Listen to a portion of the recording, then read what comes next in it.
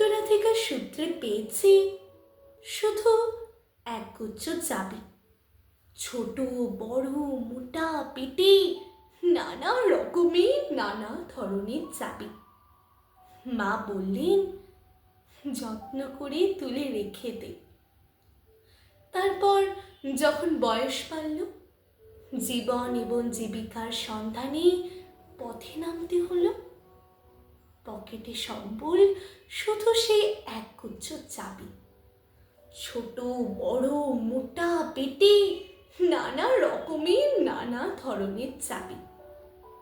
কিন্তু যেখানে যাই সামনে দেখি প্রকাণ্ড এক দরজা, আর তাতে ঝুলছে প্রকাণ্ড এক তালা।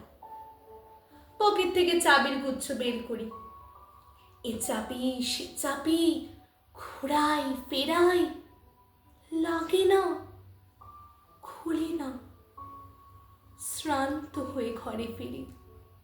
মা দেখেন আর হাসেন, বলেন, ওরে তোর বাবার হাতেও ওই চাবি দিয়ে ওই দরজাগুলো খোলেনি, শুনেছি নাকি তার বাবার হাতে খুলত। আসল কথা কি জানিস? এসব চাবি হলো সততার, সত্যের, যুক্তির, নিষ্ঠা। এসব দরজাগুলো খোলে না। তবু তুই ফেলে দিস না। তুই যখন চলে যাবি তোর সন্তানদের হাতে দিয়ে যাস এসব চাবির গুচ্ছ।